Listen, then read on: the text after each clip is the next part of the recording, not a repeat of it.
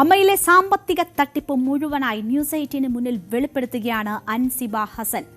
അൻസിബ ഈ രാജിക്ക് ശേഷം ഏറ്റവും പ്രധാനമായും നൽകുന്ന ആദ്യ ഇന്റർവ്യൂ ആണ്. അവിടെ ജനറൽ ബോഡിയിൽ പോലും പറയാത്ത പല കാര്യങ്ങളും തുറന്നു പറയുകയാണ് അൻസിബ.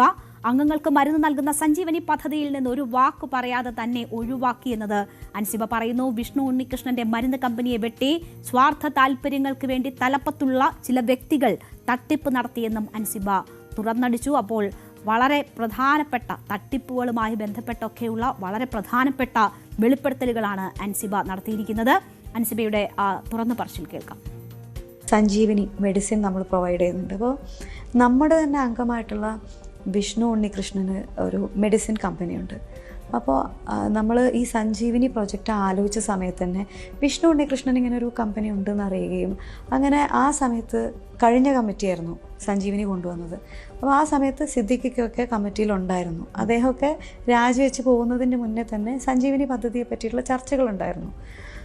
അപ്പോൾ അദ്ദേഹം ഇത് അറിയുകയും അങ്ങനെ വിഷ്ണു ഉണ്ണികൃഷ്ണൻ നമ്മുടെ മെമ്പറല്ലേ, എന്നാൽ പിന്നെ നമ്മുടെ മെമ്പറിനല്ലേ ഒരു അവസരം കൊടുക്കേണ്ടത് എന്ന് പറഞ്ഞ് വിഷ്ണു ഉണ്ണികൃഷ്ണനെ വിളിച്ച് സംസാരിക്കുകയും അതിന് വിഷ്ണു ഉണ്ണികൃഷ്ണൻ മാക്സിമം ഡിസ്കൗണ്ടിൽ മരുന്നുകൾ പ്രൊവൈഡ് ചെയ്യാമെന്ന് എഗ്രി ചെയ്തു. പക്ഷെ അപ്പോഴും നമ്മൾ വേറെ 2 കൊട്ടേഷനും കൂടെ വിളിച്ചു.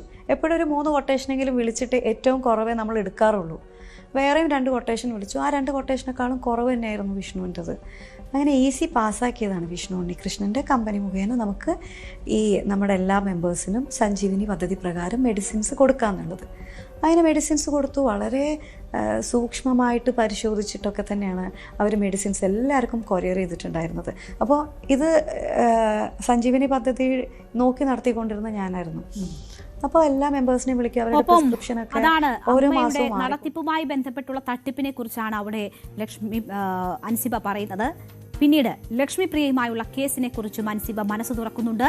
താൻ പോലീസ് സ്റ്റേഷനിൽ ഒപ്പിട്ട പേപ്പറിന് മുകളിലൂടെ പോലീസ് ഉദ്യോഗസ്ഥർ തന്നോട് ചോദിക്കാതെ ചില കാര്യങ്ങൾ എഴുതി ചേർത്തു എന്നാണ് അൻസിബ പറയുന്നത്. തൃപ്പൂണിത്തുറ വനിതാ സെല്ലിൽ നേരിട്ടത് കനത്ത മാനസിക പീഡനമാണ് എന്നും അൻസിബ പറയുന്നു. എസ്ഐയോട് സംസാരിച്ചു. എസ്ഐയോട് പറഞ്ഞു, ഞങ്ങൾ ഭയങ്കര ഏകപക്ഷീയമായിട്ടാണ് ഇവിടെ കാര്യങ്ങൾ ചെയ്തത്. അപ്പോൾ ഇത്രയും നടന്ന സ്ഥിതിക്ക് ഞങ്ങൾ എന്തായാലും ഇനി മാധ്യമങ്ങളിൽ അറിയിക്കാം. ഈ ഖേദപ്രകടനം നടത്തിയതിൻ്റെ ഫോട്ടോ പരാതിക്കാരിക്ക് ഫോട്ടോ എടുക്കാനും സമ്മതിച്ചു. അപ്പോൾ എനിക്ക് പേടിയാവണുണ്ട്, ഇനി എന്തെങ്കിലും എഴുതി ചേർക്കുമോ എന്നുള്ള പേടി എനിക്ക് അപ്പോഴേ ഉണ്ട്. ഞാൻ ഇറങ്ങി പോരുകയും ചെയ്തില്ല. ഞാൻ പറഞ്ഞു എനിക്കും ഫോട്ടോ എടുക്കണം എന്ന് പറഞ്ഞപ്പോൾ സമ്മതിച്ചില്ല. ഇതിൽ എന്തൊക്കെ എഴുതി ചേർക്കുമെന്ന് എനിക്ക് അറിയില്ലല്ലോ, കാരണം ഞാൻ ഒപ്പിട്ട് കൊടുത്തതാണ്. ഒരു പബ്ലിക് ഡയറിയിലാണ് ഞാൻ ഒപ്പിട്ട് കൊടുത്തിരിക്കുന്നത്. അങ്ങനെ ഇവർ ചോദിച്ചപ്പോഴേക്കും അവസാനം മാധ്യമങ്ങളിൽ അറിയിക്കും എന്ന് പറഞ്ഞപ്പോൾ എസ് ഐ പറഞ്ഞു അൻസിബ വന്ന് ഫോട്ടോ എടുത്തോട്ടെ.